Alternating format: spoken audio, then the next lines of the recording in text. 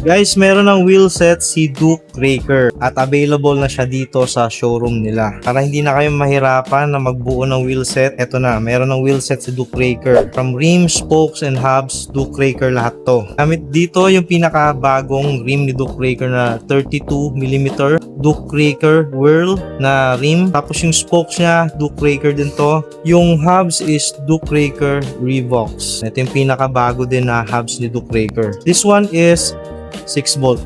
At pag bumili kayo nito guys, may kasama na to na rotor. Pakita ko sa inyo yung rotor. Ayan. Hindi siya Duke Raker pero ayan, may free na siya na rotor. At magagamit nyo na agad yung wheelset. Itong hawak ko ngayon is version niya is for MTB pero meron din ito na for gravel. So doon naman tayo sa price.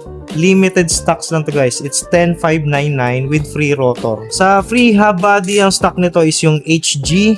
Pero pwede kayo mag-choose from microspline and XD drive. Then guys, for inquiries, message lang kayo sa page ng Duke Raker Cycle Project or kaya comment kayo dyan sa comment section natin.